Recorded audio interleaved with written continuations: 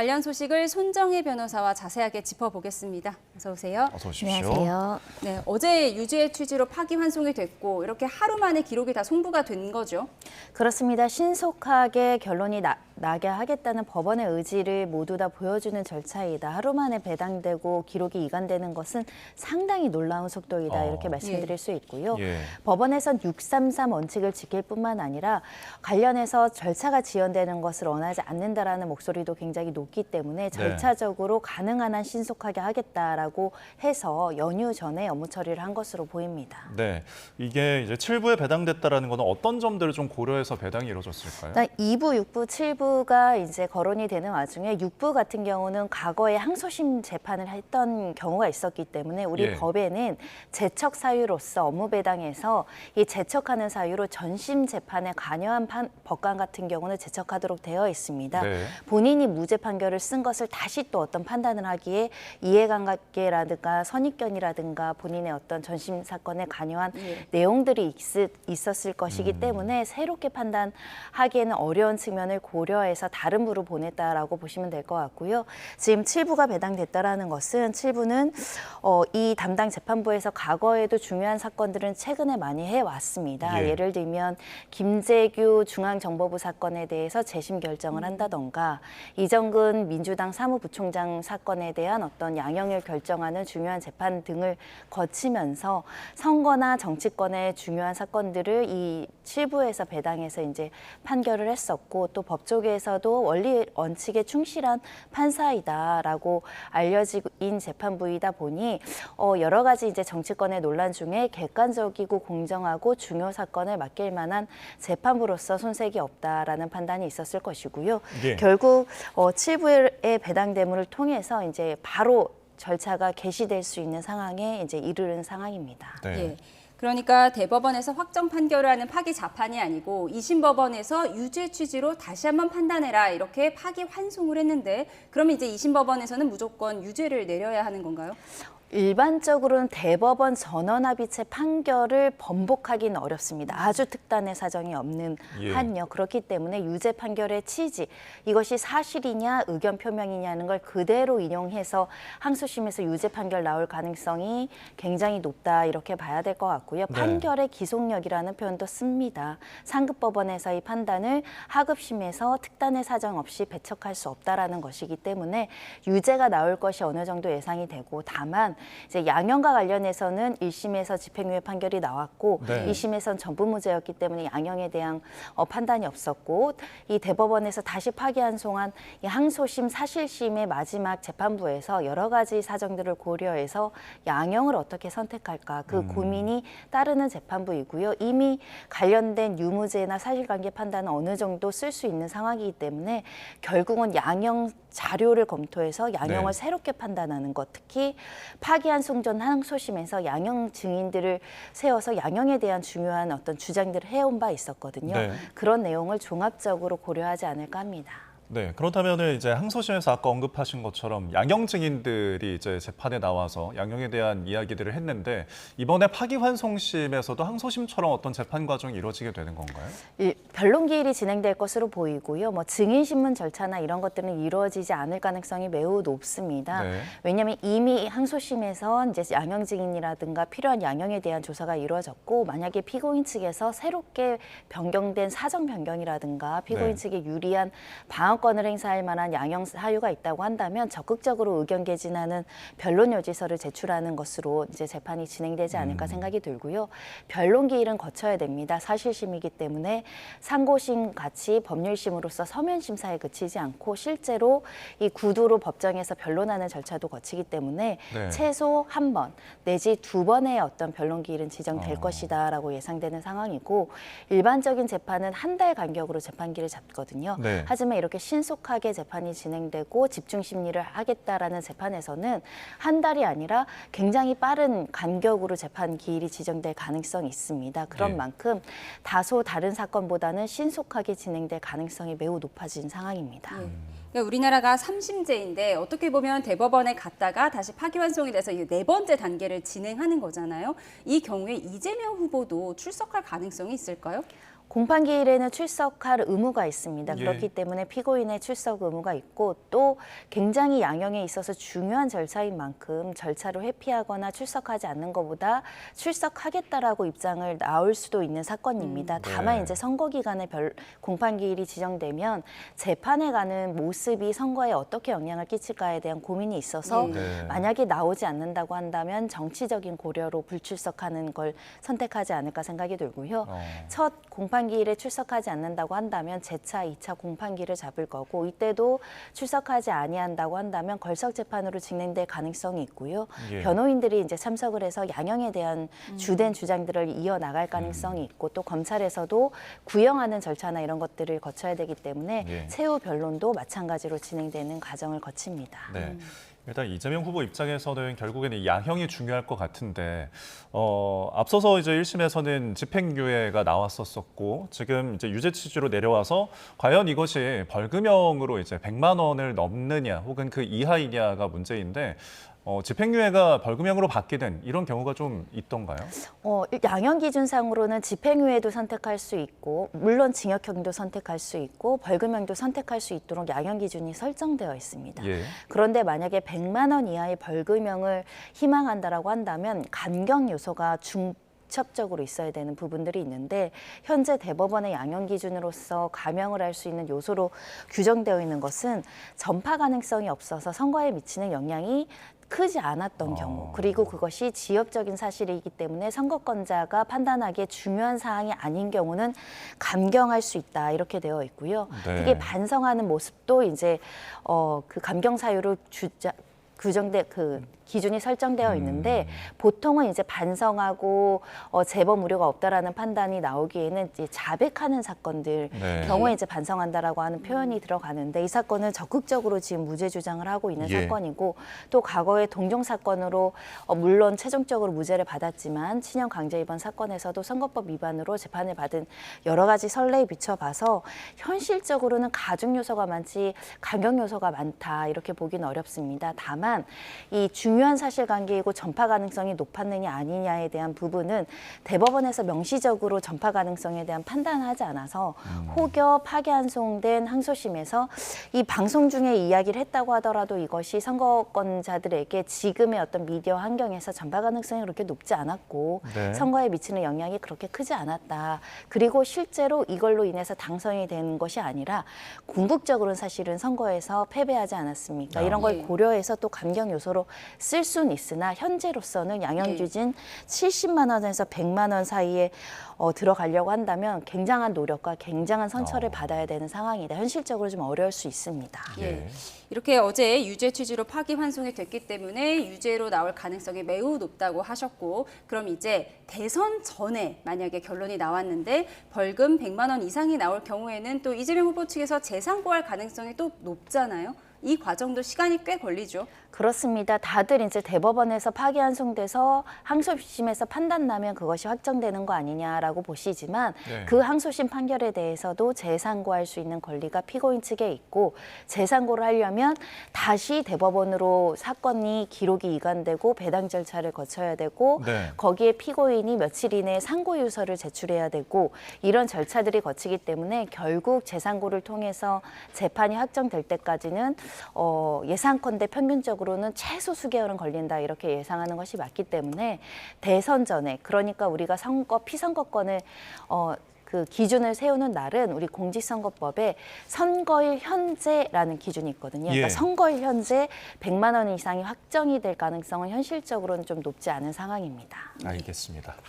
예, 앞서 말씀드린 대로 대법원이 돌려보낸 민주당 이재명 대선 후보의 선거법 위반 사건 파기환송심을 심리할 재판부가 조금 전에 결정됐습니다. 네, 대법원 판결 하루 만에 기록 송부와 재판부 배당까지 이뤄진 건데요. 취재 기자 연결해서 자세한 내용 알아보겠습니다. 김영수 기자, 재판부가 결정이 됐다고요?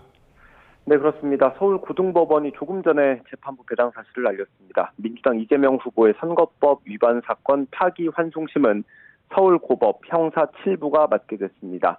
이재권 부장판사가 이끄는 재판부입니다. 이 사건에 무죄를 선고했던 항소심 재판부는 이번 배당에서 제외됐습니다. 재판부가 정해진 만큼 이제 본격적인 기록 검토가 진행될 걸로 보입니다. 네, 대법원 선고 하루 만에 이루어진 거죠. 네, 그렇습니다. 어제 대법원 판결이 있었고 오늘 오전 사건 기록이 서울고법으로 넘어갔습니다. 이어서 재판부 배당까지 하루 만에 이뤄진 겁니다. 앞선 대법원의 절차도 이례적으로 빨랐죠. 항소심 36일 만에, 전원합의체 회부 9일 만에 결론을 내렸습니다. 대법원이 빠른 속도로 상고심 선고를 내리면서 선거법 사건 적시 처리 원칙을 강조한 만큼 후속 절차에도 속도를 낸 걸로 보입니다. 네, 이 결론이 선거 전에 나올지가 관심인데 어떻습니까? 일단 이 후보 사건에 대한 상고심 판단은 환송받은 원심 법원을 기속합니다. 쉽게 풀어드리면 대법원이 선거법상 허위사실 공표 혐의가 인정된다고 판단한 걸 서울고법이 뒤집을 수는 없다는 겁니다. 파기환송심 재판부는 사실상 형량을 얼마로 정할지 정도만 심리하게 되는 걸로 볼 수 있습니다. 하지만 파기환송심도 1, 2심 재판처럼 공판 기일을 열고 피고인, 그러니까 이 후보도 출석해야 합니다. 재판 진행이 조금씩 늦어질 수도 있는 절차가 있다는 얘기입니다. 이걸 차치하고 통상적인 형사사건 파기환송심만 하더라도 접수부터 선고까지 최소 한 달이 걸리고 파기환송심에 대한 상고까지 가능한 만큼 대선 투표일까지 최종 결론이 나오기는 어려울 거라는 전망이 많습니다. 지금까지 사회부에서 전해드렸습니다. 네, 이재명 민주당 대선 후보는 5년 전에도 친형 강제 입원 논란과 관련해 공직선거법 위반 혐의로 대법원의 판단을 받은 적이 있습니다. 당시 대법원 전원합의체는 표현의 자유를 더욱 넓게 보장하는 게 중요하다며 무죄 취지의 판단을 내렸는데요. 이번에는 어떻게 달랐을까요? 차정윤 기자가 정리했습니다. 이재명 민주당 대선 후보는 경기지사 시절인 5년 전에도 공직선거법 위반 혐의로 재판에 넘겨졌습니다. 지난 2018년 지방선거 당시 토론회에서 친형의 강제 입원에 관여하지 않았다는 취지로 답변해 허위 사실을 공표했다는 혐의였습니다. 형님을 정신병원에 입원시키려고 하셨죠? 저는 그런 일 없습니다. 왜 없습니까? 당시 1심 재판부는 무죄, 2심은 유죄를 선고했고 김명수 당시 대법원장이 이끌던 전원합의체는 무죄 취지로 파기환송 결정을 내렸습니다. 형의 입원 사실을 공개할 법적 의무가 없는 이상 방어 취지로 답변한 것을 적극적인 허위 사실 공표로 볼 수 없다는 게 요지였습니다. 자유로운 토론과 성숙한 민주주의를 위하여 표현의 자유를 더욱 넓게 보장하는 것이 보다 중요합니다. 하지만 정치적 표현의 자유에 대한 이번 대법원의 해석은 달랐습니다. 후보자의 표현에 대한 의미는 유권자들의 관점에서 해석해야 한다며 엄격한 잣대를 들이댄 겁니다. 대법원은 어느 정도의 허위 사실이 표현의 자유라는 이름으로 용인될 수 있는지는 선거인 판단에 영향을 미치는 정도에 따라 봐야 한다고 설명했습니다. 골프 발언 부분과 백현동 관련 발언은 선거인의 정확한 판단을 거르칠 정도로 중요한 사항에 관한 허위 사실의 발언이라고 판단되므로 후보자의 표현의 자유라는 이런 말에 허용될 수가 없습니다. 다만 소수 의견을 제시한 두 대법관은 이 후보에 대한 5년 전 대법원 판례를 4차례나 인용하며 법원이 선거 과정에 넓게 개입하면 자칫 표현의 자유가 축소될 수 있다는 우려를 나타냈습니다.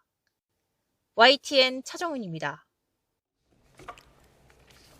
네, 5년 전 사건과 비교를 좀 해봤습니다. 그러니까 이번에는 표현의 자유가 후보자가 아닌 유권자 관점에서 봐야 한다. 이 부분을 굉장히 강조했어요. 그렇습니다. 원래 형사소송의 대원칙은 피고인의 이익으로 피고인 관점에서 유무죄에 대해서 엄격한 증명이 따라야 되는 것이 기본적인 형사의 대원칙인데 네. 다소 5년 전 사건과 결이 달랐던 것은 공직선거법이라는 선거법의 취지를 굉장히 존중했던 것 같습니다. 선거법이 만들어진 계기, 이 법의 취지는 공정한 선거를 위해서는 공정한, 객관적이고 투명한 정보가 유권자들, 그 선거를 하는 사람들에게 제공이 돼야 되는데 혼탁하거나 잘못된 정보가 난무하게 된다고 한다면 선거인들이 제대로 된 사람을 선출할 수가 없기 때문에 그 관점에서 본다고 한다면 공직선거법의 유무죄를 판단하는데 피고인의 시각도 필요하지만 이 유권자들의 시각에서 정확한 정보를 전달했는가, 그것이 선거에 영향을 미쳤는가, 그렇게 미칠 만한 대한 여러 가지 내용 중에 사실 적시가 있었고 그것이 허위 사실이라고 한다면 선거인이 공정하게 어떤 선거를 할 권리 그리고 알 권리 차원에서는 이것을 제재를 해야 된다. 그러니까 충돌하는 권리 중에 선거인의 권리와 이 선거에 나가는 사람 권리 중에 그래도 선거인들의 권리도 존중돼야 마땅한 거 아니냐. 그런 네. 판단을 대법원에서 했던 것이고요. 5년 전 사건의 대부분은 선거운동을 하는 의 자유, 그러니까 정치인들의 선거 자유라든가 표현의 자유를 좀 더 폭넓게 헌법상의 권리로서 보장해주면 보장해주자, 법으로 너무 제재하지 말자 이런 표현이 있었던 반면 이번의 판단에서는 선거인들이 제대로 된 선거를 해야 되지 않느냐, 정확하게 알 권리를 제공받아야 되고 그런 취지에서 이 선거법을 해석할 때도 선거인의 관점이 필요하다. 다소 결이 다른 판단이 나온 것이고요.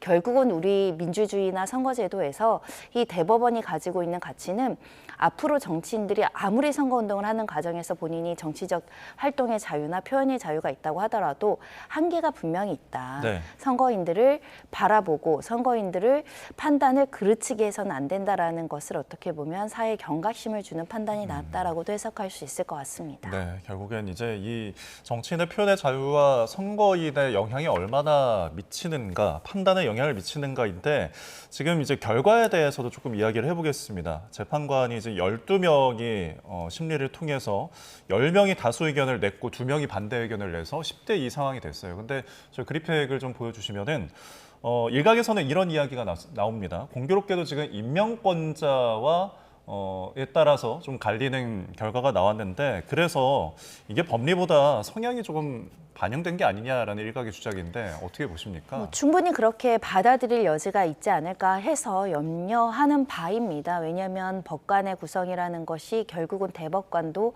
다양성을 존중하는 차원에서 예를 들면 종교나 성별이나 나이나 정치적 성향을 다양하게 고려해서 분포하도록 이렇게 임명을 했는데 네. 오로지 정치적인 성향으로 어떤 정치인에 대한 판결을 예측할 수 있다면 그것은 사실상 판결의 신뢰 기능을 떨어뜨리는 것이거든요. 논리나 법리로 판단을 하는 것이 아니라 개인적인 어떤 정치적인 성향만이 고려되고 이것이 굉장히 중요한 요소로 작용한다고 한다면 정치인들의 판결이 나왔을 때마다 국민들이 이 부분과 관련한 의구심을 가질 염려가 있어서 너무 투명하게 이렇게 표결 절차가 이루어지듯이 이루어진 부분에 있어서는 다소 조금 더 우려되는 측면이 있지 않을까라는 생각을 가질 수밖에 없고 다만 정치적인 성향만이 고려되지 않았다라고 생각합니다. 예. 특히 어떤 한 법을 해석하는데 그 사람이 가지고 있는 법과 양심에는 그 사람이 가지는 가치관이라든가 사회 질서를 바라보는 어떤 가치도 포함되어 있기 때문에 그런 점들이 다양하게 고려됐을 것인데 다소 이제 이렇게 조금 예측대로 이 성향대로 나온 부분이 있어서 확장 해석하는 것은 경계하지만 또 앞으로도 이런 비슷한 사건에서 이런 식의 결론이 나온다면 대법관을 임명하고 헌법재판관을 임명하는데 정치권에서 너무나 줄 세우기를 한다거나 네. 이 성향 검증을 하는 것이 더 가속화될 염려가 있거든요. 그런 면이 조금 국민들 입장에서는 착잡하신 분도 있을 것 같습니다. 예. 예. 앞서 우리가 얘기를 나눠봤지만 이재명 후보의 재상고 가능성까지 고려를 한다면 결국 피선거권 박탈형이 대선 전에 확정되기는 시간상 어려울 수 있다라고 정리를 해주셨잖아요. 그러다 보니까 이재명 후보가 만약에 대통령이 됐을 경우에 앞서 받고 있던 이 재판이 지속되는지 여부가 계속해서 논란이에요. 이른바 헌법 84조 논란인데 변호사님께서는 어떻게 해석하세요? 굉장히 어려운 숙제가 또 법원으로 갔다 이렇게 보입니다. 네. 그러니까 대통령에 대한 재판을 중단할지 말지 여부도 결국은 이제 법리적인 해석에 따라서 해당 재판부 내지는 헌법재판소가 결론을 내려야 되는 상황이 발생할 가능성이 매우 높다라는 측면이 있고요. 예. 그러니까 이 부분과 관련해서는 법조인들의 해석이 여러 가지로 나올 수 있습니다. 물론 다수 의견도 존재하는 것 같습니다. 근데 문제는 다수 의견이 이 문제를 해결할 수는 없죠. 그냥 예. 주장과 해석일 뿐이니까 결국은 권위 있고 결정을 할 수 있는 권한 있는 자가 이 사건 재판을 중지한다, 중단해야 된다라는 결정을 내려줘야 되거든요.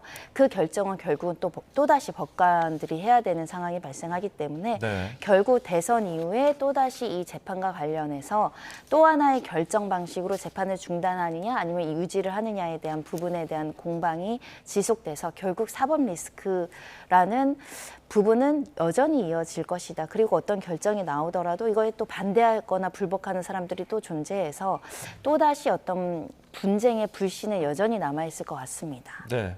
자, 오늘 이 국회 법사위 전체 회의에서 이 헌법 84조와 관련해서 토론이 이루어지고 여러 발언들이 나왔습니다. 질의 내용 보고서 이야기 나눠보도록 하겠습니다. 84조의 적용에 있어가지고 지금 대법원에서 그 담당 판사 분들한테 이것을 어떻게 해석해서 재판을 운영하라 하는 지시를 할 수가 있습니까? 할 수 없습니다. 그러면은 결국에는 각 재판관이 알아서 그걸 진행해야 되는 거죠. 현재 구조상으로는 그렇게 볼 수밖에 없습니다. 만약에 그 재판관들의 견해가 달라서 어떤 재판관은 계속 진행을 해야 된다, 재판을. 그러면 그 의견도 대법원에서는 존중해야 될 거 아닙니까? 그 부분은 이제 법률적인 쟁점이기 때문에 대법원이 법률심으로서 만약에 그런 쟁점을 다루게 된다고 하면은 판단을 내릴 것으로 보고, 혹시 그 부분이 이제 헌법적인 쟁점. 네, 지금 보고 오신 발언이 이제 지난달 30일이었고 오늘도 국회에서 이 쟁점에 대해서 굉장히 토론이 이루어지고 있는데 결국은 이 판단을 해야 되는 주체는 어디가 되는 겁니까? 일단 상정해 볼 수 있는 것이, 만약에 지금 항소심, 파기환송심된 항소심 재판부 7부에서 이 사건을 대선 이후까지 가져간다고 한다면 이 재판부에서 결정을 해야 됩니다. 재판 중지 결정을 한다라고 했을 때, 또는 재판을 지속하겠다라는 결정을 했을 때 또 이 결정에 대해서 누군가는 항고나 불복을 할 수 있는가에 대한 또 법리적인 논쟁이 지속될 것이고, 만약에 재판을 중지한다라고 했을 때 또 어떤 국민은 헌법소원이라든가 위헌 확인 소송을 통해서 이런 재판부의 결정이 위헌이거나 국민의 어떤 기본권을 침해한다라고 또 헌재의 사건을 가져가지 않겠습니까?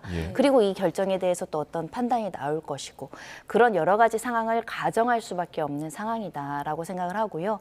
아까 이제 질의를 한 것은 7부도 합의부잖아요. 그럼 합의부에 이제 재판장이 있고 배석들이 있고 또는 뭐 대등 재판부일 수 있고, 그런 경우에 이거는 또 가반수로 하느냐, 합의가 전부 안 되면 또 어떡할 것이냐, 이런 여러 가지 지금 논란이 제기되고 있는 상황입니다. 법 해석을 두고 계속 논란이 분분한데, 민주당에서는 오늘 대통령이 당선된 후에는 당선 전에 받던 재판을 중지시키는 형소법 개정을 추진을 해서 법사위에 상정을 했어요. 이 부분 어떻게 보세요? 일단은 뭐 의결 절차를 걸어서 공표까지 갈 가능성은 있어 보이기도 합니다. 다만 거부권 행사의 대상이 될 가능성이 있어서 실제로 이것이 발효돼서 실효적으로 법률안이 개정될지는 좀 지켜봐야 되겠지만, 개정된다고 하더라도 끝이 아니라 이 법률이 헌법에 위반된다라고 하면서 위헌법률 심판이라든가 위헌소송이라든가 헌법소원이 제기될 가능성이 또 있습니다. 그런 만큼 이 민주당에서 지금 관련해서 이 재판을 중지하려는 여러 가지 입법 개정 절차를 하지만 위헌적인 거 아니냐, 이 법에는 소추만 안 되기로 했지 과거에 진행됐던 소송마저 진행할 수 있도록 하는 것은 헌법 해석에 위반된다, 이런 또 국민들의 어떤 반론도 제기될 수 있어서 끝난 게 아니다, 입법이 통과돼도 끝난 게 아닌 것으로 해석하는 것이 맞지 않을까 합니다. 거부권 또는 위헌법률 심판으로도 이어질 수 있다라고 정리를 해주셨습니다. 네, 지금까지 손정혜 변호사와 함께 정리했습니다. 고맙습니다. 고맙습니다.